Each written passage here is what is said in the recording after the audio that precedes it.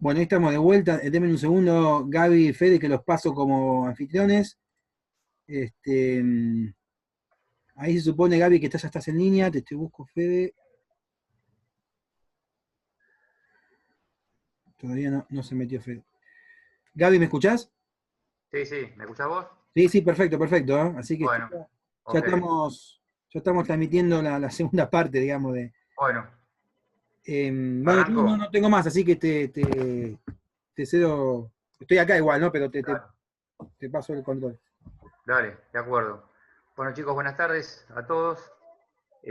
Antes que nada, quiero reiterar lo que dijo Leonardo respecto de los matriculados en el soporte, en aula virtual, porque, bueno, acá hay 41 conectados, ahora son un rato habría más, pero hay pocos, bastante menos que esta cantidad matriculados. Así que, como el aula virtual va a ser el soporte que nos va a tener vinculados a lo largo del año, entonces es importante que se matriculen. ¿Sí? Bueno, a ver si esto se logra ver al derecho, porque yo... Sí, se ve bien, Gaby. ¿Se ve bien ahí? Sí, ¿Se lee bien? sí, alejalo un poquito. Porque yo lo veo al revés. No, está bien, está bien. Yo, de acá lo vemos bien. Lo único que tenés un temita ahí de la luz que tenés ahí arriba que quizás nubla un poco la Sí. pantalla, pero más o menos se ve. Tampoco es que no se ve. Bueno, ok. A ver, está bien, perfecto. No era para ver si estábamos bien, bien ubicados. Bueno, lo que vamos a empezar con la parte, como les indiqué a través del mail, ¿sí?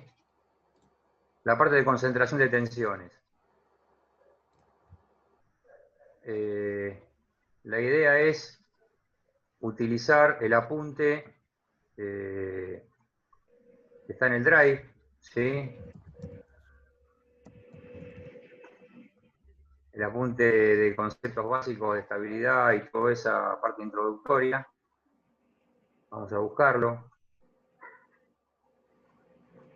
Y sobre ese apunte ir trabajando.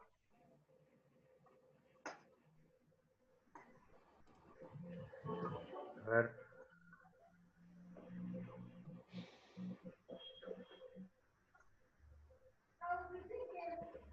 A ver.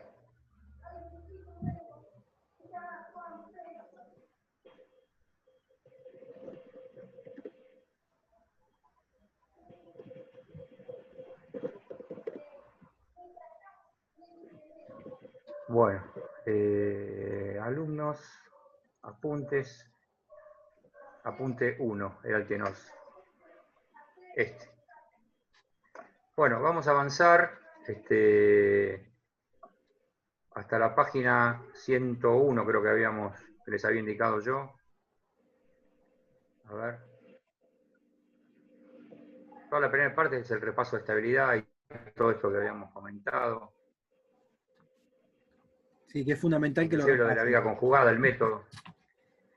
Perdón, Gaby, con respecto al método de la A vida ver. conjugada, en la Sí. carpeta alumnos apuntes varios, yo les había mostrado otra vez un ejemplo que había hecho, que yo hice y lo escaneé, y Sí, agregué otro hay uno ejemplo más. resuelto. Agregué otro ejemplo más. Así que ahí Sí, tienen sí, dos lo vi. ejemplos como para contrarrestar. Está en la carpeta varios dentro de apuntes. Bueno, perfecto. ¿Se ve ahí la imagen? Sí, sí, se ve. Bueno, ¿de qué trata este tema, digamos? Este concepto que ustedes ya lo vieron en estabilidad 2, ya lo vieron en su momento, pero ahora lo vamos a ver aplicado a máquinas, acá el diseño de máquinas, ¿sí? O diseño de elementos de máquinas para nosotros, que es el concepto de concentración de tensiones. Ustedes recordarán a través de los cursos de estabilidad que la distribución de tensiones, ¿se ve el cursor acá en la imagen? Sí, Bien. La distribución de tensiones que arroja el estudio de la resistencia de materiales habla de una distribución uniforme. Supongamos que esta estructura que está indicada acá, con este rebaje, sometido a una carga de tracción, tiene un diagrama de tensiones constante, con un valor sigma nominal, que es el que está indicado acá, igual a la carga sobre la sección. Pero la experiencia, ¿qué dice? La experiencia dice que esto no se cumple en la realidad y que en los puntos cercanos, en la vecindad de la discontinuidad, las tensiones son mayores. Y se habla de un pico de tensión. Ese pico de tensión es lo que llamamos sigma máximo. ¿Sí? Ahora bien, lo que no sabemos es cuánto vale ese sigma máximo. Sabemos que es mayor. En principio lo que se estipuló para estudiar esto es relacionar ese valor de la tensión máxima respecto de la tensión nominal que surge del estudio de la resistencia de materiales. Bueno, ese cociente alguien le dijo, se va a llamar K sub T y listo. Bien, ¿qué es este K sub T? En definitiva lo que está midiendo es cuántas veces es mayor la tensión real que la tensión nominal.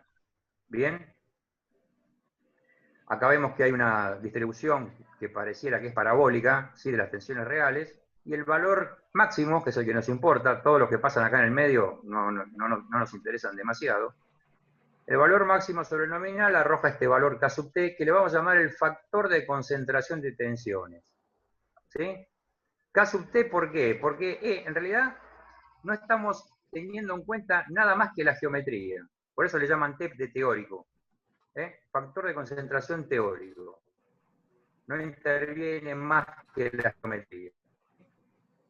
Bueno, el tema es dónde encontrarlo, porque en la medida que este factor lo determinemos, vamos a encontrar la tensión máxima, y con este valor de tensión máxima poder dimensionar esta barra que parecería ser circular con una entalla. Bien, la forma de determinar este coeficiente, hubo muchas formas. Quizá la original es la aplicación de la teoría matemática de la elasticidad, ¿sí? Cosa que ustedes vieron ya en parte en estabilidad 2, y que determina la ley de variación de las tensiones en los casos reales para discontinuidades varias. Eso está muy bien para algunos casos muy particulares, casos puntuales.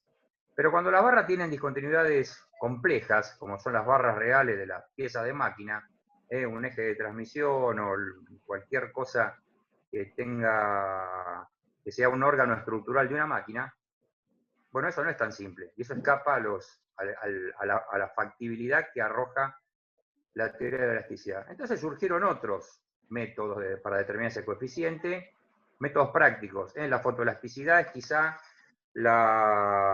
fue la herramienta más importante para determinar estos factores K sub T que están tabulados. Este dibujito que ustedes tienen en pantalla ahora está representando una barrita de sección circular con un rebaje, o sea, una diferencia de diámetros y un radio de empalme, ρ.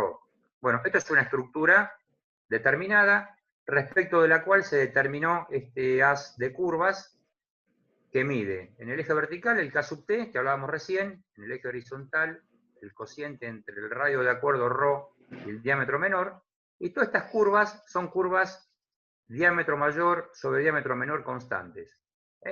Va desde 1,01 hasta 2 y bueno, etcétera.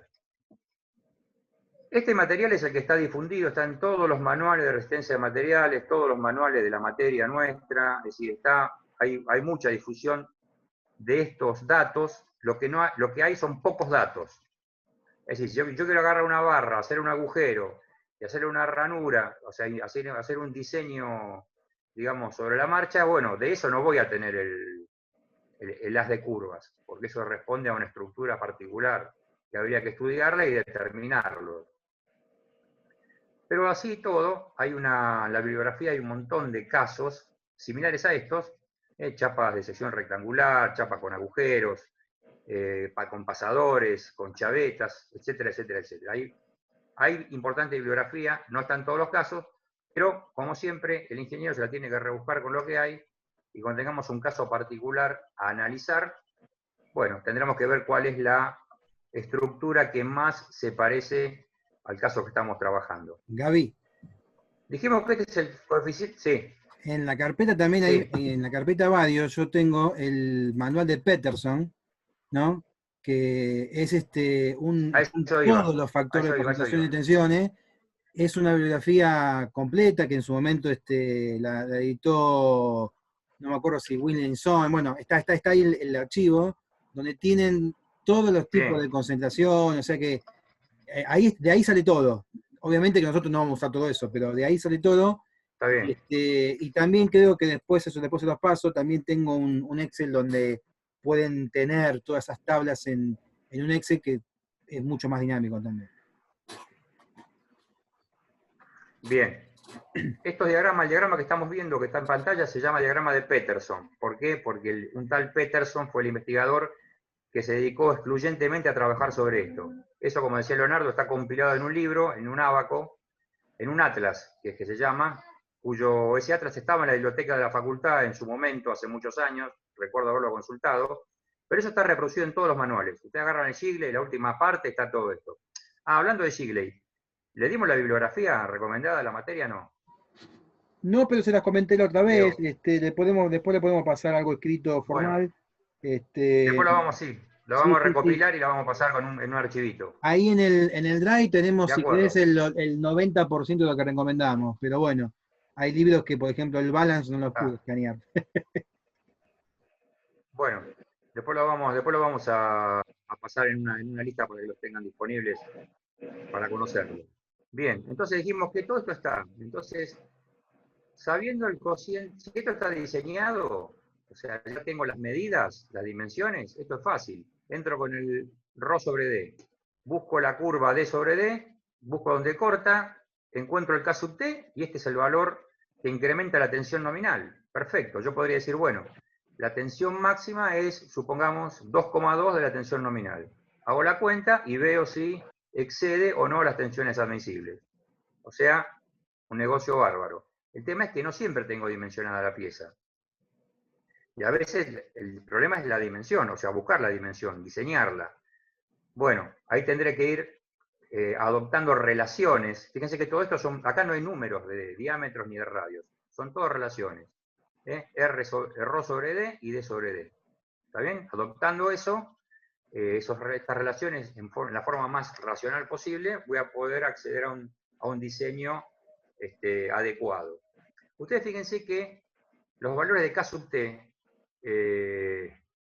elevados no le convienen a nadie, porque esto significa que la tensión real es mucho más grande que la tensión nominal. A nadie le interesa que el material trabaje a una tensión elevada, ¿sí?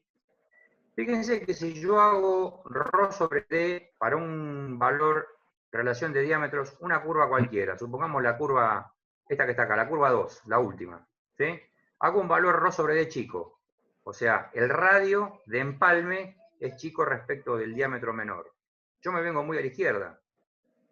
Cuando busco cortar la curva D sobre D igual a 2, me da un K sub T muy alto. O sea que, evidentemente, radios de acuerdo pequeños no son convenientes. El famoso empalme del que todos hablamos. Conviene que sea lo más amplio posible, porque yo con eso me voy a la derecha de este eje. Con lo cual, el valor de K sub T baja. ¿Sí? Entonces, empalmes más vale grandes que chicos son adecuados para no elevar demasiado este coeficiente de concentración, que lo único que hace es que la tensión real tome valores quizá inadmisibles. Si yo tengo la relación ya adoptada, R ρ sobre D, fíjense que cuando aumento la relación entre diámetros, yo me voy a curvas cada vez más alejadas del origen. Y al irme a curvas más alejadas del origen, también aumenta el K sub T. Supongamos que tenemos 0,1 ρ sobre D, estoy por acá. Si la curva D sobre D es 2, estoy acá. Este K sub T es alto. Si es más bajo, no es tan alto. ¿Qué significa? La diferencia de diámetros, cuando tengo que diseñar una barra, que esta barra puede ser mañana un eje o un elemento de unión, ¿sí? Conviene que la diferencia de diámetros no sea tan alta. Es decir, tendrá que ser de un valor determinado en cuanto para que el diseño tenga la prestación adecuada. Pero si yo puedo manejar eso, es importante que esta relación de diámetros sea lo menor posible. Esa es la idea, lo menor posible. Lo mismo que este radio de empalme, el menor posible. Todo esto digamos, con la intención de que el K sub T sea el menor valor de todos los que se pueda. ¿Sí? Hay una pregunta que surge siempre de cuando tengo dos entallas, esto se llama entalla, este radio de acuerdo es una entalla, puede ser un radio de acuerdo, una ranura, como el ejemplo anterior, un agujero, una rosca, ¿sí? Supongamos que tuviésemos un agujero acá, una diferencia de diámetros. y hay superposición de efectos. En la misma sección transversal, obviamente hablamos de la misma sección transversal, hay dos discontinuidades a la vez. ¿Este dibujito me sirve? Y no, porque este sirve solamente para este estado de carga. Solitación axil, pero para esta estructura, esta geometría, que es diferencia de diámetros con un empalme. Entonces, si ya tiene un agujero, esto no sirve. Pero hay otros gráficos que tienen otros tipos de discontinuidades, y por ahí encuentro dos que hacen juntándolos, hacen la discontinuidad que tengo real. ¿Pero qué hago? ¿Lo sumo? Entonces los dos K sub t que obtengo los sumo, los multiplico. No, no puedo hacer nada de eso porque en realidad, si esto tuviera un agujero acá, sería otra discontinuidad diferente a esta y la otra separadas. No puedo sumar discontinuidades, no puedo sumar los K sub t, ni sacar promedio, ni raíz cuadrada, nada. La experiencia, acá siempre que haya algo que decidir, apelamos a qué dicen los manuales. Los manuales dicen que cuando tengo dos discontinuidades en la misma sección transversal, utilizo el mayor de los dos en más un 30%. Con eso se entiende que estamos cubiertos. ¿Sí? Sería el 30% del mayor de los dos. Lo dice Shigley en su obra, que el coeficiente K sub t combinado de dos discontinuidades siempre es mayor que el mayor de los dos, en un orden del 30%. ¿Sí? Entonces, bueno, hacer cuentas sobre esto no tiene sentido. Eso como primera, digamos, consideración. Así como decimos que hay discontinuidades que la fotoelasticidad es el método que la resolvió, hay otras que sí pudieron ser resueltas por la teoría de la elasticidad. Como por ejemplo, la placa rectangular con un agujero elíptico. Esta quizás la vieron en estabilidad 2. Esta es una placa rectangular, de sección rectangular, con una carga distribuida en cada lado. Y un agujero pasante elíptico. La teoría de la elasticidad determinó que el K sub t vale esto. Esto está calculado analíticamente.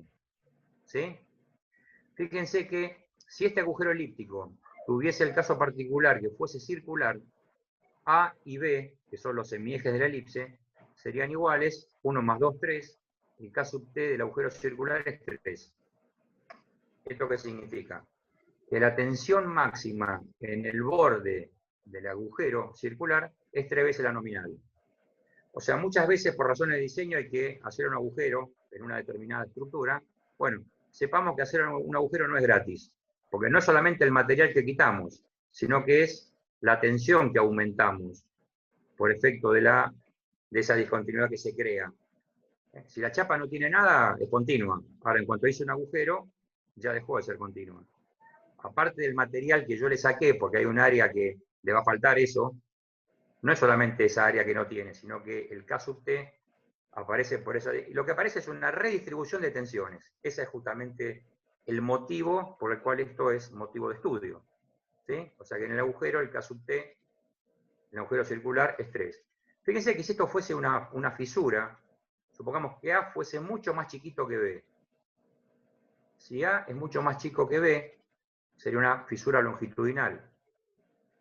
Para esta dirección de la carga, si A tiende a 0, esto vale 1. Significa que la fisura longitudinal es poco, digamos, representativa del efecto de concentración de tensiones.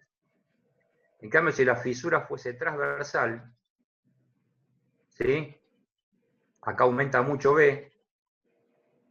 No, perdón, B tiende a 0 si hago la fisura longitudinal. B tiende a 0 y al tender a 0 este K sub t tiende a infinito. Es decir que con una fisura longitudinal, cuando hablo de una fisura hablo de un agujero que tiene el área muy pequeña, es una ranura directamente. ¿Sí? En ese caso, con un muy bajo valor de carga, si esto es excesivamente elevado, bueno, va a fallar con valores de carga muy bajos. ¿Sí? Por eso acá es importante, si tengo que hacer un agujero elíptico, ¿cómo lo ubico? ¿Sí? Porque de eso depende el valor de la tensión máxima. Bueno, no hablamos nada del material. Es decir, ¿qué le pasa al material? ¿O cómo responde el material? Al material siempre no le pasa nada, no influye. Bueno, vamos a ver.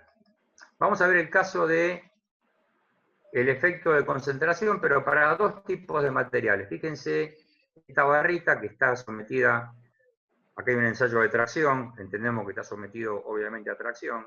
Es una barra como la del primer diagrama de Peterson, ¿sí? 2 diámetros y un empalme. Fíjense, y tenemos dos diagramas. Un diagrama en el que suponemos que el material es dúctil, acá vemos el área de fluencia nítidamente marcado, y si el material fuese frágil, donde directamente sube la tensión hasta la rotura. Fíjense qué pasaría. Empecemos por el material frágil. Si yo voy cargando esto, bueno, encuentro que por efecto de la discontinuidad, que es el radio de empalme, ¿sí?, hay picos de tensión en la zona de discontinuidad, que es el borde de la entalla. Por eso, esta distribución parabólica. Y esto crece, crece, crece, hasta que llega un momento que este sigma máximo, cuando llega a la rotura, sobreviene la falla. ¿Está bien? Entonces, la tensión máxima será la que tengo que comparar con la tensión de rotura del material. Siempre hablando de cargas estáticas, cargas estáticamente aplicadas, que son aquellas que se aplican en forma gradual, que es la que surgen del ensayo de tracción, por ejemplo. Estos diagramas surgen de un ensayo en la que las cargas están aplicadas en forma gradual. Bien. Vamos al material dúctil. Yo empiezo a cargar esto, aparece esta distribución parabólica de tensiones, pero en cuanto viene la fluencia, este pico de tensión no sigue subiendo. ¿Por qué? Porque acá el material se empieza a deformar. Empieza a deformar la fibra que está en correspondencia con el contorno, que es la máxima. Después se deformará más la que está al lado, después más la que está al lado, y más la que está al lado, de forma tal que, si yo no sigo aumentando la carga, esto no va a seguir subiendo. Esto se va a mantener ahí. ¿Está bien? Y de hecho, para pasar de tensión de fluencia a tensión máxima, bueno, el incremento de carga tiene que ser importante. ¿Esto qué significa? Que el material dúctil, por el hecho de tener el periodo de fluencia, hace de amortiguador de este efecto de concentración. Llegó a la fluencia y ahí se empieza a deformar esta fibra plásticamente, y lo que hace es lograr una especie de redistribución de tensiones. A ver si lo vemos acá abajo. No, acá no está. Una redistribución de tensiones. Es decir, hay una tensión promedio, que sería esta que está acá, sigma promedio, que sería aquella que se logra de integrar toda esta variación de tensiones en el volumen de la pieza. ¿Sí? Bueno, entonces vemos que si el material es dúctil, tiene un comportamiento, pero si el material es frágil, tiene otro. ¿Qué conclusión podemos sacar de esto?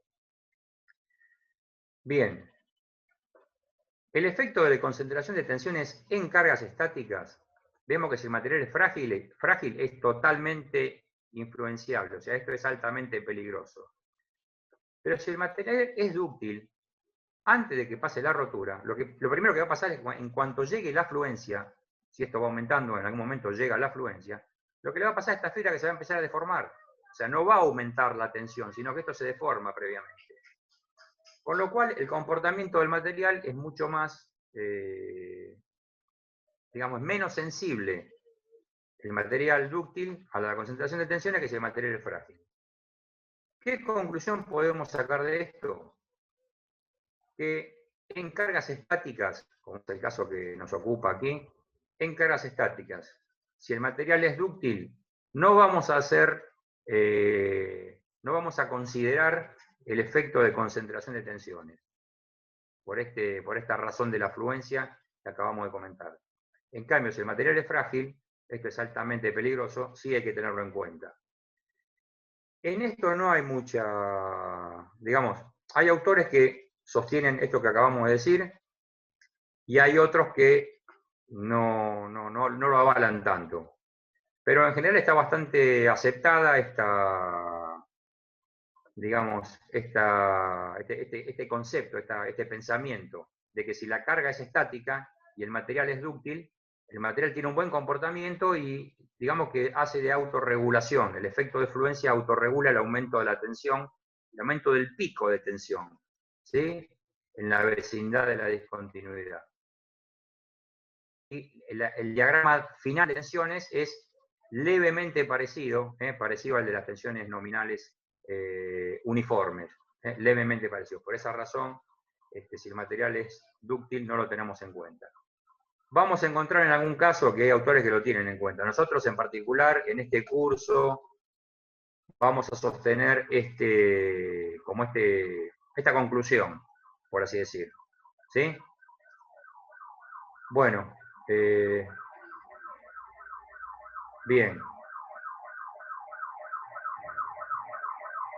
Yo acá no logro ver el chat, no tengo en esta barra de herramientas. Tenés que tocar abajo, Gaby. Ah, porque vos estás vía... tocar donde dice el Zoom. Ahí el iconito azul. Igual hasta ahora ninguno de los chicos me escribió nada. Yo cualquier cosa te chiflo. Dale. Chicos, cualquier cosa, cualquier consulta van Listo, escribiendo bueno. y la vamos leyendo a medida que podamos, ¿no? Pero sí, no, me lo escriben. Si me escriben a mí privado lo veo yo, pero si es una consulta viola, pongan enviar a todos y no hay problema. Ahí está. Ahí salió bueno. una. Ahí salió una, pará. Dice, Juan me pregunta, ¿y cuando la relación de diámetro supera el valor 2, qué pasa? Se pasa a otro diagrama. Y en realidad que haya el doble de diferencia es poco práctico. Ya es una diferencia, sí, rarísimo. Vos pensás que en un rodamiento... Se trata de que la diferencia de diámetro... La pista interior de un rodamiento, después cuando veamos rodamiento, más que nada cuando veamos el trabajo práctico de diseño de árboles de transmisión, vas a ver que mismo los fabricantes de rodamiento te dicen que no sea más de tanto porcentaje entre los diámetros, porque si no estarías invadiendo el anillo exterior del rodamiento. Entonces, es un tema. Acá hay otra pregunta, Gaby, que dice, ¿el material dúctil no consideramos la fluencia como falla? No, no, la fluencia es falla. Lo que Gaby acaba de explicar es que cuando, para caso de cargas variables, después vamos a ver bien el detalle, pero si es una carga estática donde hay una descontinuidad, no consideramos el factor de concentración. ¿Se entiende? Digamos, sí cuando hay fatiga, todavía no llegamos a eso. Pero si yo tengo una carga estática sobre una planchuela que tiene un agujero, hacemos de cuenta que no está el agujero. Gaby acaba de decir que hay algunos autores... El tema es el siguiente. Sí, Gaby. El tema es el siguiente. En el dibujo que vimos recién, fíjense que acá, el diagrama real, el único punto que llegó a la fluencia es el que está en el borde. Todo el resto del núcleo, todo el resto del área resistente no llegó a la fluencia. Supongamos que este punto, que la carga la fuésemos a incrementar. ¿Qué va a pasar? Bueno, esto se va a empezar a deformar y va a tomar fluencia el punto que está inmediatamente próximo a este. Pero como esto se deforma plásticamente, lo que terminamos teniendo un diagrama casi medio, el que está acá en línea de puntos, distribución final de material dúctil cuando algunos puntos alcanzan la tensión de fluencia. ¿Sí? Es una autolimitación. Si esto llega acá arriba, chao. Es una autolimitación que tiene, que es un comportamiento que también se ve en otros casos, por ejemplo en el caso de tensiones térmicas también se ve, en el cual hay un alivio, ¿no? Y una autolimitación. Por eso después, bueno, eso es algo que excede un poco la materia, pero tiene que ver, están los famosos campos de tensiones autolimitadas y no limitadas. Entonces, para este caso puntual hay obviamente que la fluencia es el parámetro mecánico que determina la falla en materiales dúctiles, obviamente. Eso sí, eso no cambia. Eso sigue siendo siempre igual. Pasa que hay un comportamiento particular en los puntos que empiezan a alcanzar la fluencia, que son los puntos del borde, donde está el pico de tensión. Bien, pero todo esto en cargas estáticas. ¿Qué pasa cuando en máquinas las cargas no son estáticas? Las máquinas tienen todas piezas en movimiento, las cargas van variando, varían de módulo, de dirección, de forma de aplicar. Las cargas aplicadas en forma estática no existen. Eso es todo un chamullo de estabilidad que acá no corre, ¿sí?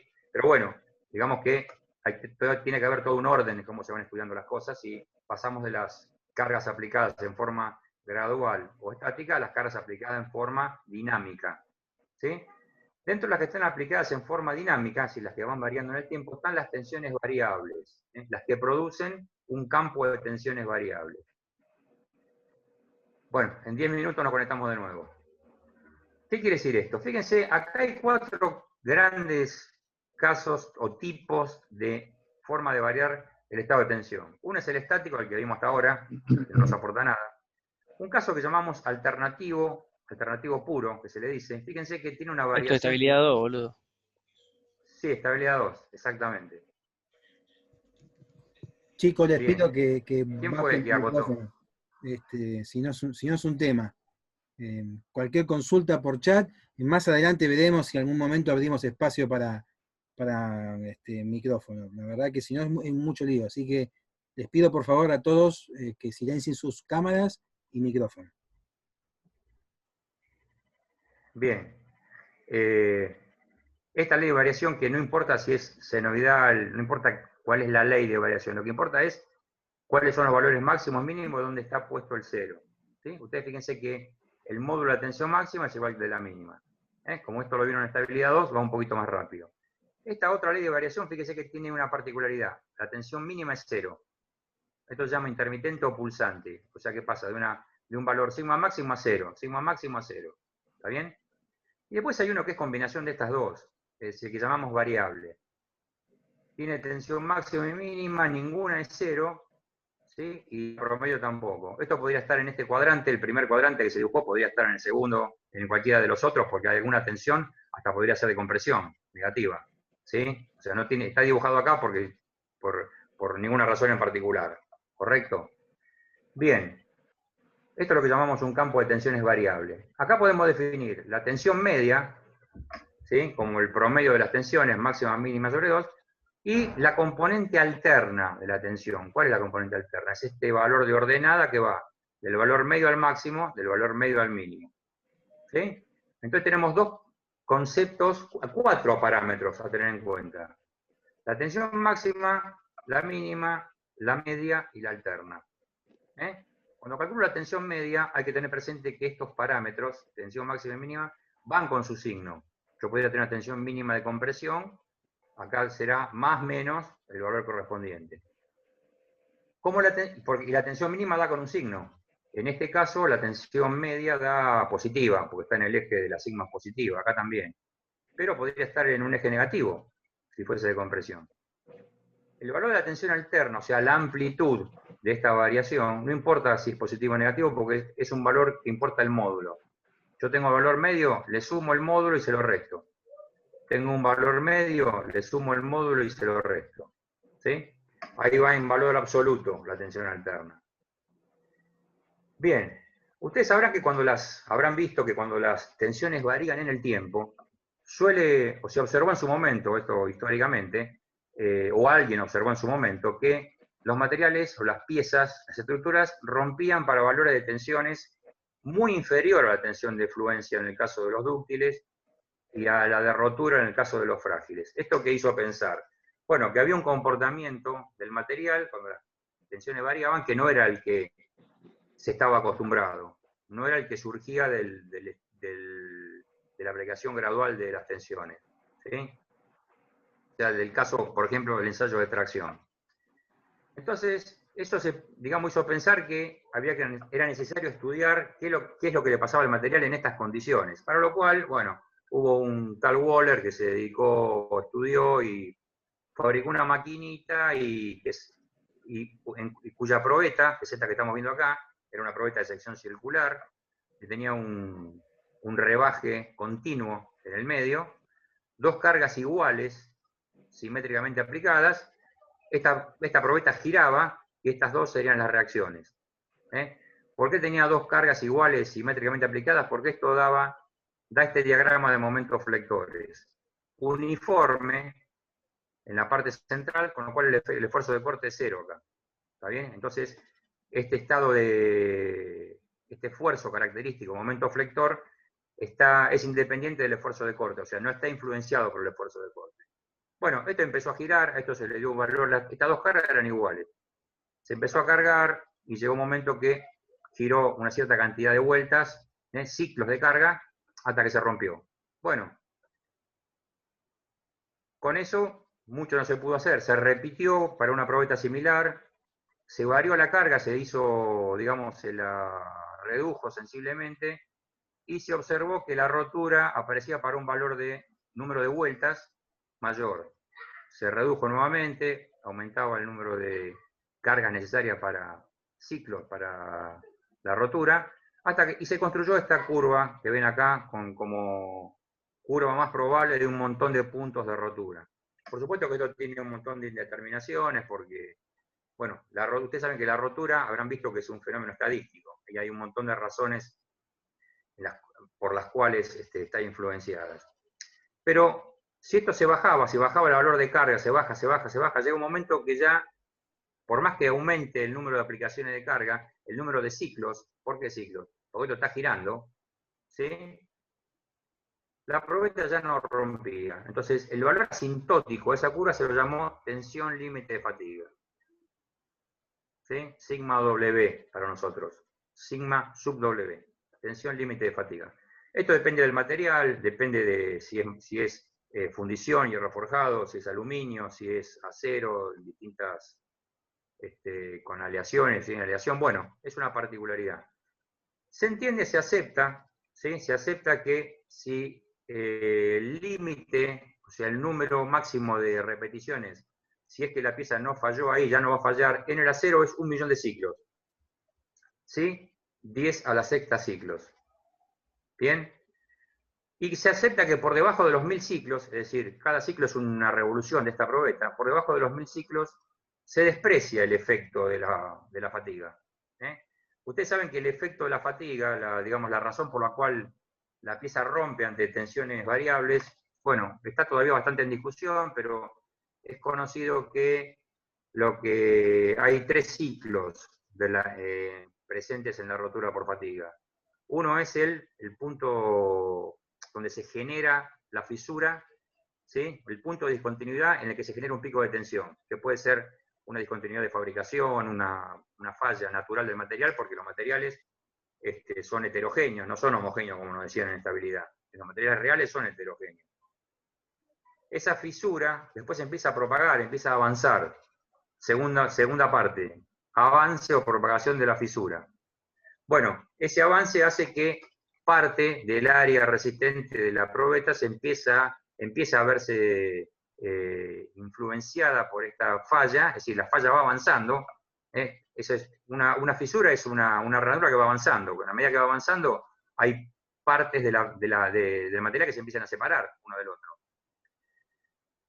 Cuando con el área remanente, el área en la cual participa de la capacidad resistiva es insuficiente, la probeta se rompe, la pieza se rompe.